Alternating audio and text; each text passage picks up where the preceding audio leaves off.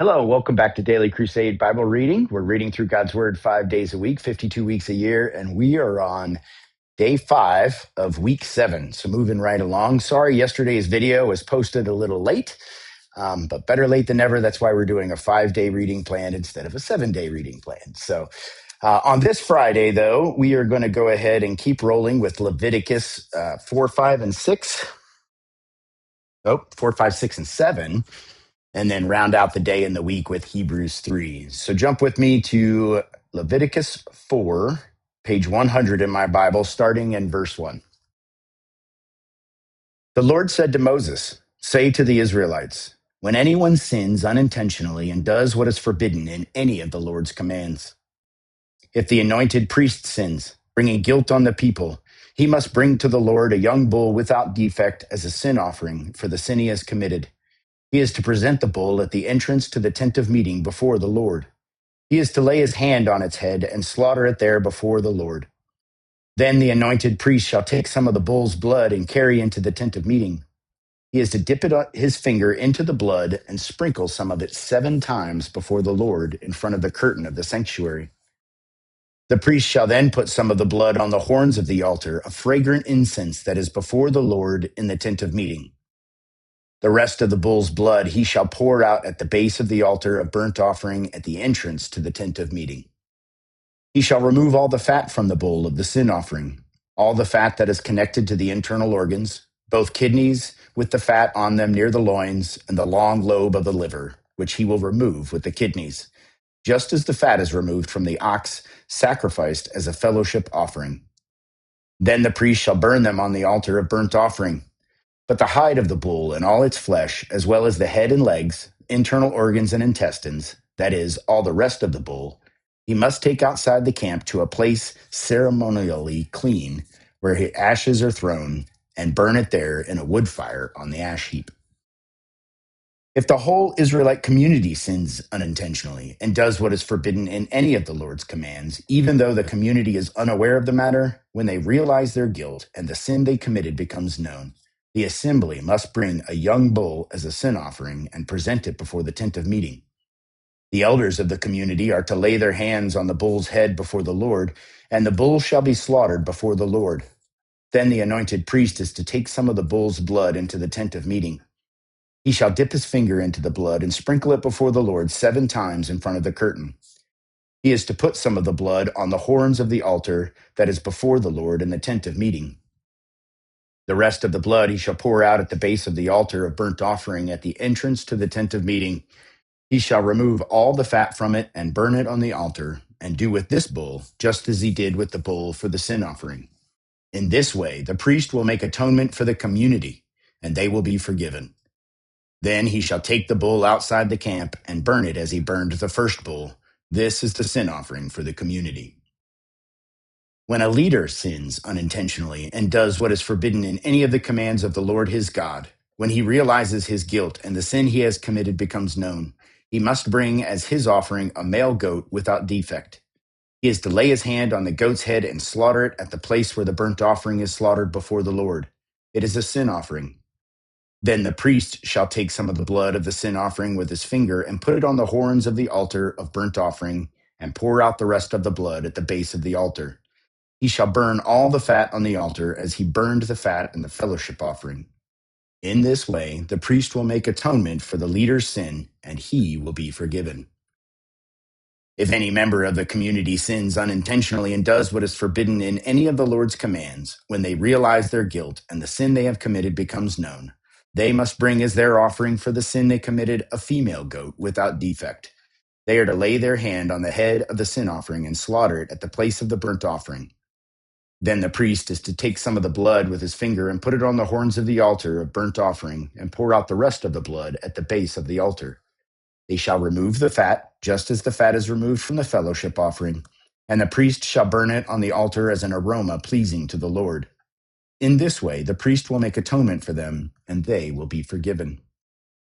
If someone brings a lamb as their sin offering, they are to bring a female without defect. They are to lay their hand on its head and slaughter it for a sin offering at the place where the burnt offering is slaughtered. Then the priest shall take some of the blood of the sin offering with his finger and put it on the horns of the altar of burnt offering and pour out the rest of the blood at the base of the altar. They shall remove all the fat, just as the fat is removed from the lamb of the fellowship offering, and the priest shall burn it on the altar on top of the food offerings presented to the Lord. In this way, the priest will make atonement for them for the sin they have committed, and they will be forgiven. Chapter 5. If anyone sins because they do not speak up when they hear a public charge to testify regarding something they have seen or learned about, they will be held responsible.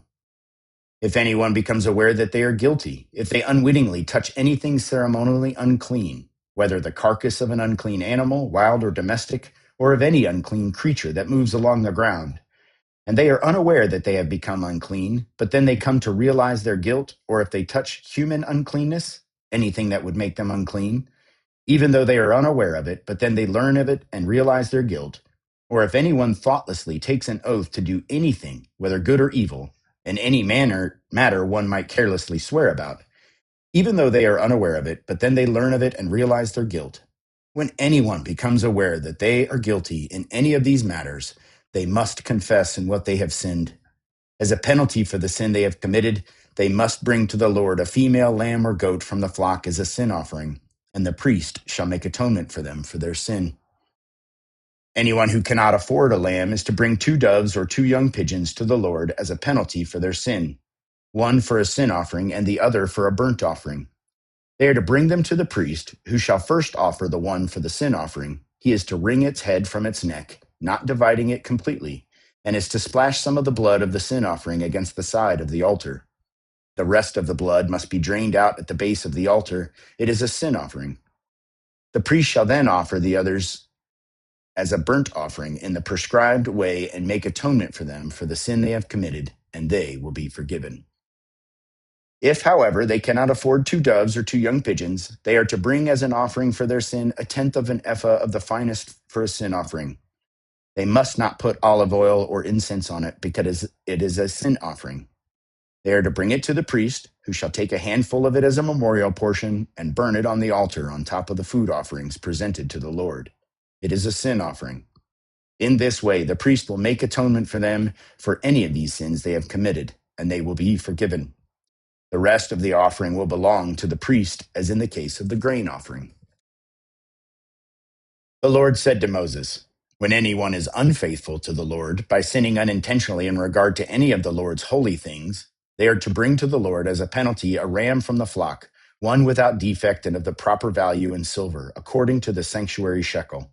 It is a guilt offering. They must make restitution for what they have failed to do in regard to the holy things.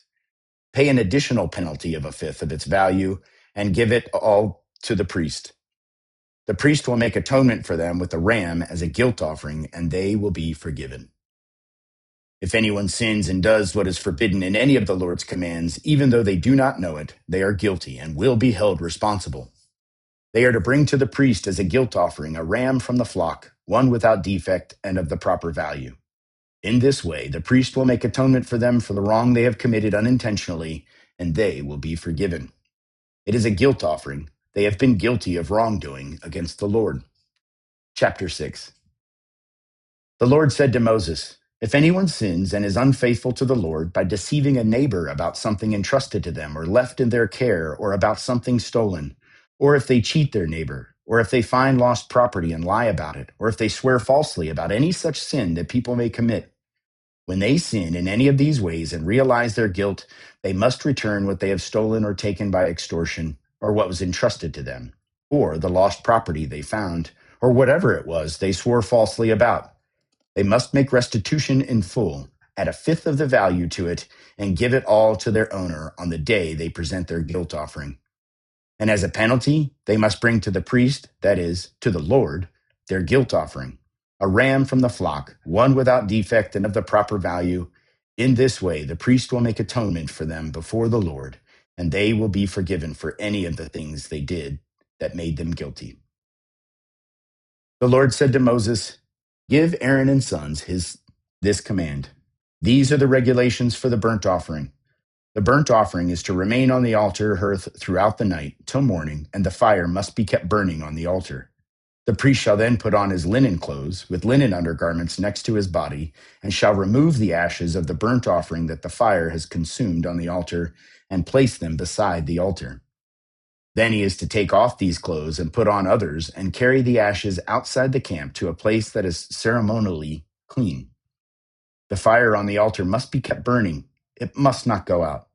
Every morning the priest is to add firewood and arrange the burnt offering on the fire and burn the fat of the fellowship offerings on it. The fire must be kept burning on the altar continuously. It must not go out. These are the regulations for the grain offering. Aaron's sons are to bring it before the Lord in front of the altar. The priest is to take a handful of the finest flour and some olive oil, together with all the incense on the grain offering, and burn the memorial portion on the altar as an aroma pleasing to the Lord. Aaron and his sons shall eat the rest of it, but it is to be eaten without yeast in the sanctuary area. They are to eat it in the courtyard of the tent of meeting. It must not be baked with yeast. I have given it as their share of the food offerings presented to me, like the sin offering and the guilt offering. It is most holy. Any male descendant of Aaron may eat it. For all generations to come, it is his perpetual share of the food offerings presented to the Lord. Whatever touches them will become holy. The Lord also said to Moses, "This is the offering Aaron and his sons are to bring to the Lord on the day he is anointed. A tenth of an ephah of the finest flour as a regular grain offering, half of it in the morning and half in the evening. It must be prepared with oil on a griddle. Bring it well mixed and present the grain offering broken in pieces as an aroma pleasing to the Lord. The son who is to succeed him as anointed priest shall prepare it. It is the Lord's perpetual share and is to be burned completely. Every grain offering of a priest shall be burned completely. It must not be eaten." The Lord said to Moses, "Say to Aaron and his sons, these are the regulations for the sin offering. The sin offering is to be slaughtered before the Lord in the place the burnt offering is slaughtered. It is most holy. The priest who offers it shall eat it. It is to be eaten in the sanctuary area, in the courtyard of the tent of meeting. Whatever touches any of the flesh will become holy, and if any of the blood is splattered on a garment, you must wash it in the sanctuary area. The clay pot the meat is cooked in must be broken, but if it is cooked in a bronze pot, the pot is to be scoured and rinsed with water. Any male in a priest's family may eat of it. It is most holy. But any sin offering whose blood is brought into the tent of meeting to make atonement in the holy place must not be eaten. It must be burned up." Chapter 7. These are the regulations for the guilt offering, which is most holy. The guilt offering is to be slaughtered in the place where the burnt offering is slaughtered, and its blood is to be splashed against the sides of the altar. All its fat shall be offered, the fat tail and the fat that covers the internal organs, both kidneys with the fat on them near the loins, and the long lobe of the liver, which is to be removed with the kidneys. The priest shall burn them on the altar as a food offering presented to the Lord. It is a guilt offering. Any male in a priest's family may eat of it, but it must be eaten in the sanctuary area. It is most holy. The same law applies to both sin offering and a guilt offering. They belong to the priest who makes atonement with them. The priest who offers a burnt offering for anyone may keep its hide for himself. Every grain offering baked in an oven or cooked in a pan or on a griddle belongs to the priest who offers it. And every grain offering, whether mixed with olive oil or dry, belongs equally to all the sons of Aaron. These are the regulations for the fellowship offering anyone may present to the Lord. If they offer it as an expression of thankfulness, then along with this thank offering, they are to offer thick loaves made without yeast and with olive oil mixed in, thin loaves made without yeast and brushed with oil, and thick loaves of the finest flour, well kneaded and with oil mixed in. Along with their fellowship offering of thanksgiving, they are to present an offering with thick loaves of bread made with yeast. They are to bring one of each kind as an offering, a contribution to the Lord. It belongs to the priest who splashes the blood of the fellowship offering against the altar. The meat of their fellowship offering of thanksgiving must be eaten on the day it is offered. They must leave none of it till morning. If, however, their offering is the result of a vow or is a free will offering, the sacrifice shall be eaten on the day they offer it, but anything left over may be eaten on the next day. Any meat of the sacrifice left over till the third day must be burned up. If any meat of the fellowship offering is eaten on the third day, the one who offered it will not be accepted. It will not be reckoned to their credit, for it has become impure. The person who eats any of it will be held responsible. Meat that touches any ceremonially unclean must not be eaten, must be burned up. As for other meat, anyone ceremonially clean may eat of it. But if anyone who is unclean eats any meat of the fellowship offering belonging to the Lord, they must be cut off from their people. Anyone who touches something unclean, whether human uncleanness or an unclean animal or any unclean creature that moves along the ground, and then eats any of the meat of the fellowship offering belonging to the Lord, must be cut off from their people. The Lord said to Moses, "Say to the Israelites, do not eat any of the fat of cattle, sheep, or goats. The fat of an animal found dead or torn by wild animals may be used for any other purpose, but you must not eat it. Anyone who eats the fat of an animal from which a food offering may be presented to the Lord must be cut off from their people. And wherever you live, you must not eat the blood of any bird or animal. Anyone who eats blood must be cut off from their people." The Lord said to Moses, "Say to the Israelites, anyone who brings a fellowship of offering to the Lord is to bring part of it as their sacrifice to the Lord. With their own hands, they are to present the food offering to the Lord. They are to bring the fat together with the breast and wave the breast before the Lord as a wave offering. The priest shall burn the fat on the altar, but the breast belongs to Aaron and his sons. You are to give the right thigh of your fellowship offerings to the priest as a contribution. The son of Aaron who offers the blood and the fat of the fellowship offering shall have the right thigh of his share. From the fellowship offerings of the Israelites, I have taken the breast that is waved and the thigh that is presented, and have given them to Aaron the priest and his sons as their perpetual share from the Israelites. This is the portion of the food offering presented to the Lord that were allotted to Aaron and his sons on the day they were presented to serve the Lord as priests. On the day they were anointed, the Lord commanded that the Israelites give this to them as their perpetual share for generations to come. These, then, are the regulations for the burnt offering, the grain offering, the sin offering, the guilt offering, the ordination offering, and the fellowship offering, which the Lord gave Moses at Mount Sinai in the desert of Sinai on the day he commanded the Israelites to bring their offerings to the Lord. Let's go ahead and jump forward to Hebrews chapter 3. That is on page 1205 in my Bible.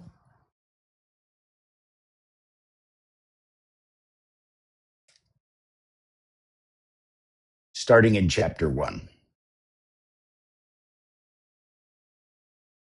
Therefore, holy brothers and sisters who share in the heavenly calling, fix your thoughts on Jesus, whom we acknowledge as our apostle and high priest. He was faithful to the one who appointed him, just as Moses was faithful in all God's house. Jesus has been found worthy of greater honor than Moses, just as the builder of a house has greater honor than the house itself. For every house is built by someone, but God is the builder of everything.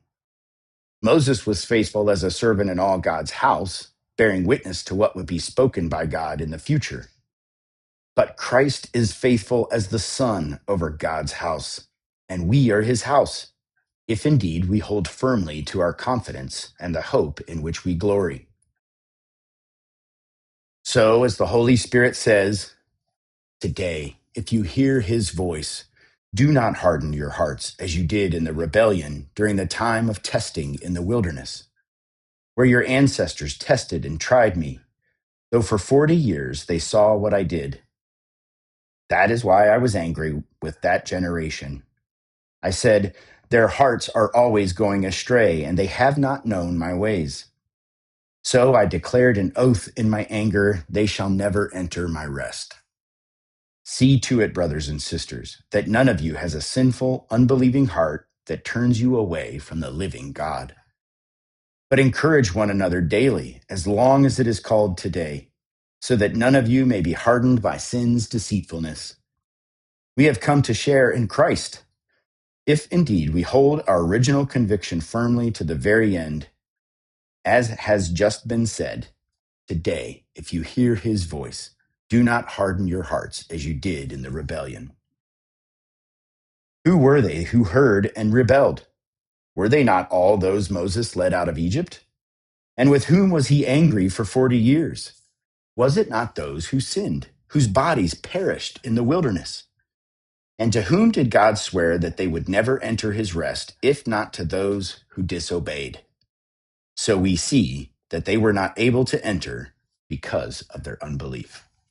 This is the word of the Lord. Thanks be to God. Hope you have a great day and a great weekend. We will see you back Monday for day 1 of week 8 as we continue to enjoy God's word together. Have a great day and God bless.